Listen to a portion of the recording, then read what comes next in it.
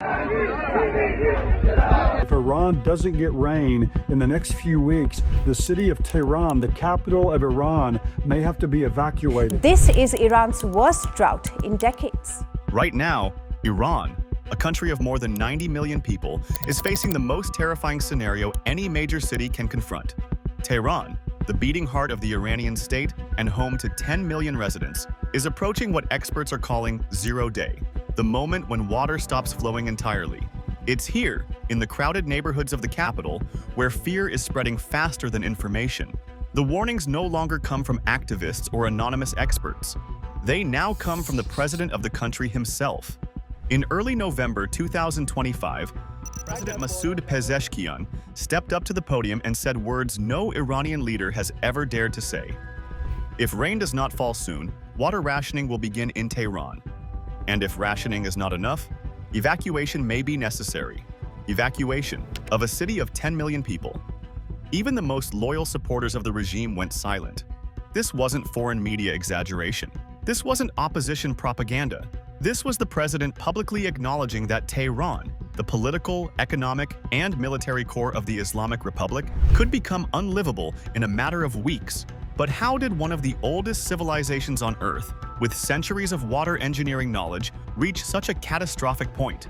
The answer is a brutal combination of climate change, mismanagement, collapsing infrastructure, and a population left in the dark for too long. Iran is now enduring its 6th consecutive year of drought. Rainfall has plummeted to historic lows.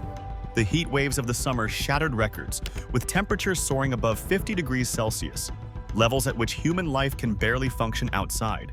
Entire reservoirs have turned to cracked deserts. Rivers exist now only in memory, and the dams feeding Tehran are almost empty. Not metaphorically empty, literally reduced to less than 10% of capacity.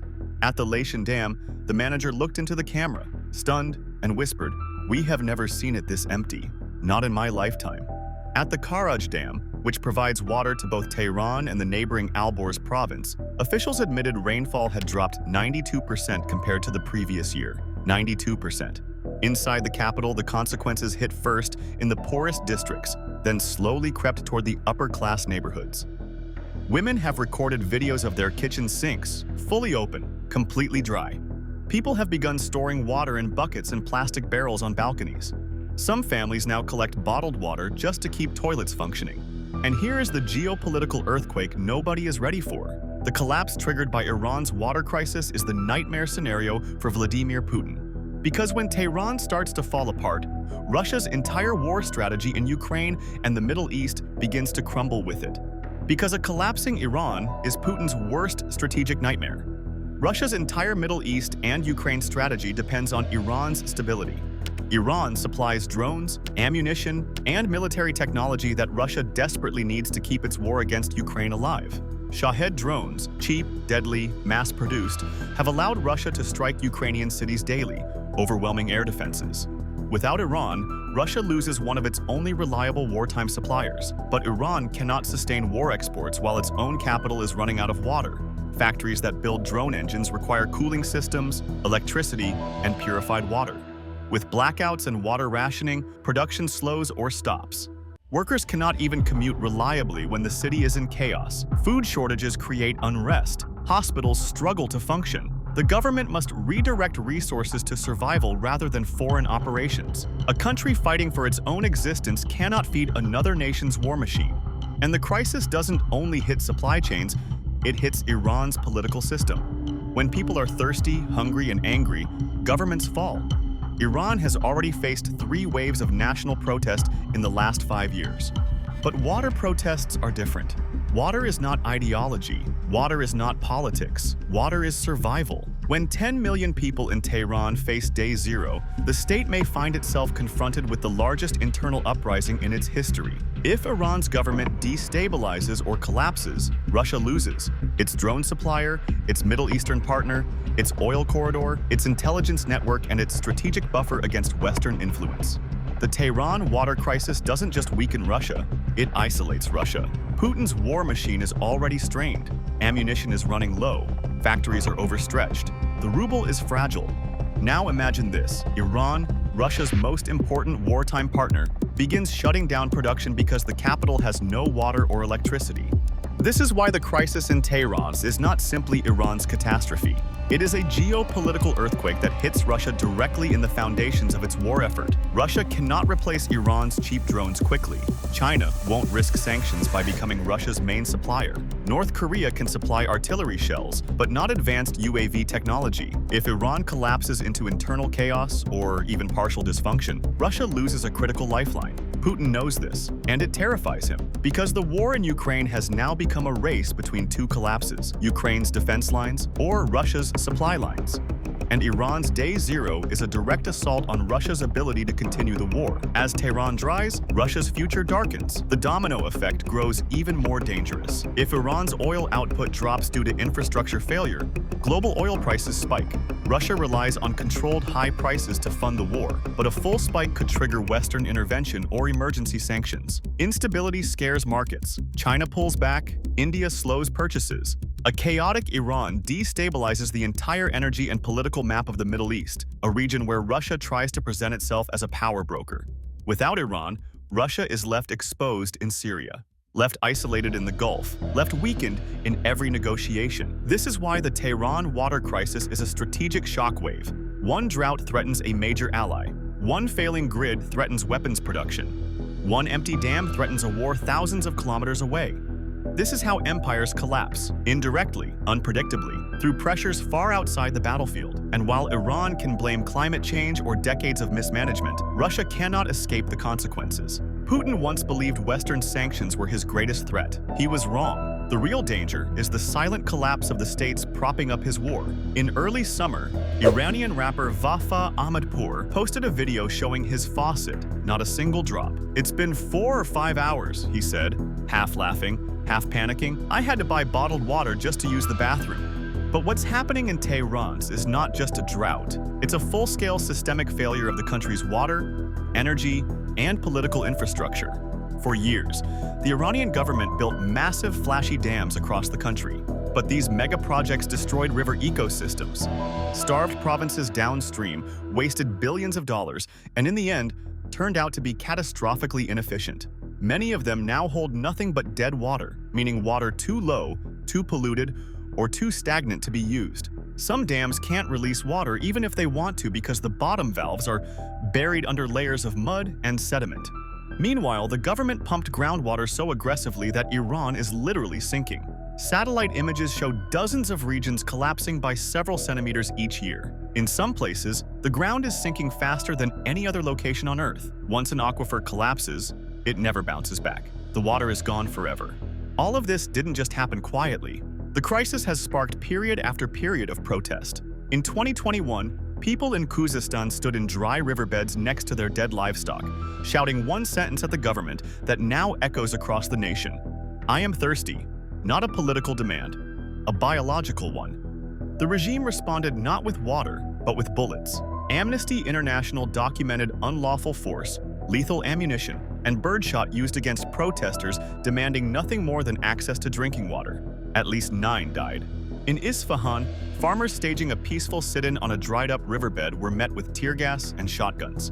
Around 40 protesters lost their eyesight. Over 100 were injured. The early signs of collapse were all there. But instead of reforming policies, investing in modern water technologies, or reducing industrial consumption, Iranian officials doubled down on the very practices that caused the crisis in the first place. Now, the consequences have reached Tehran. As the dams dried up, the first domino to fall was electricity. 10% of Iran's power supply depends on hydropower. Without water to spin the turbines, the generators went silent. That created power outages across the capital, 2 to 4 hours in the wealthier districts, up to 12 hours in poorer ones. And when electricity disappears, the next domino falls: water pumps. Tehran's water does not magically flow downhill. It must be pumped, purified, and pushed through a massive network of pipes covering hundreds of kilometers. No electricity means no water pressure. No water pressure means empty taps. Suddenly, millions found themselves living inside a metropolis where faucets, showers, toilets, and hospitals stopped functioning. Tehran began to resemble a city hit by war, except there were no tanks, no bombs, no foreign soldiers, only nature, mismanagement, and silence. The hospitals were the next to collapse. Without electricity, ventilators shut down. Without water, sterilization became impossible. Dialysis machines failed. Surgeons had to cancel operations. ICU units began to close because even backup generators ran out of fuel. Nurses reported rationing water for hand washing. In a modern city of 10 million, then came transportation. Without electricity, gas stations couldn't pump fuel. Without fuel, the supply chain broke. Food spoiled in warehouses without refrigeration. Medicine expired in hospitals without cooling systems. Factories shut down, unable to run machinery or provide water to workers. This was no longer a water problem. It was a civilizational paralysis. President Pezeshkian's speech on November 6th was the clearest sign yet that the Iranian state had lost control. According to BBC monitoring, he admitted Tehran was approaching day zero, a term previously used only once in history, in Cape Town, South Africa in 2018, describing the day a major city's taps turn off completely. But Cape Town avoided disaster by reducing consumption to 50 liters per person per day. Tehran's average is currently 250 to 300 liters per person, 5 to 6 times higher. Not because Iranians are careless, but because the system is so broken that households lose enormous amounts of water through faulty pipes and pressure imbalances. And unlike Cape Town, Iran has no emergency plans, no high-capacity desalination plants, no storage infrastructure, and no national water conservation strategy. The country is simply not prepared for a crisis of this scale. Evacuating Tehran isn't like evacuating a coastal town during a hurricane. 10 million people cannot be moved in a week, or a month, or even a year. Iran does not have the transportation, the housing, or the economic stability to relocate even a fraction of its capital. The idea of evacuation sounded absurd to former Tehran mayor Gholam Hossein Karbashi, who told Iranian newspapers, "Evacuating Tehran makes no sense." He is right, but that's what makes the crisis so terrifying. There is no realistic plan B. Meanwhile, panic is growing among the public. Videos circulate of supermarket shelves stripped of bottled water. People line up in the early hours of the morning with buckets, jugs, and plastic containers, hoping a water truck might arrive. Many are buying personal water tanks for their rooftops, a luxury the poor cannot afford. Iran's water bankruptcy is no longer a prediction. It is happening now, and the consequences will not be contained within Iran's borders. Because for one man, this crisis is a strategic nightmare: Vladimir Putin. To understand why, you must look at the geopolitical map. Iran is one of Russia's closest allies in its war against Ukraine. Iranian drones, the Shahed 131 and Shahed 136, have become critical weapons for Russia's assault on Ukrainian cities. Iranian ammunition, Iranian advisors, Iranian technology all have helped Russia prolong the war. But a country facing internal collapse cannot sustain an external war machine. For Putin, this is a worst-case scenario. Here's why. And for Russia, this is more than just bad news. It is Putin's worst fear becoming reality.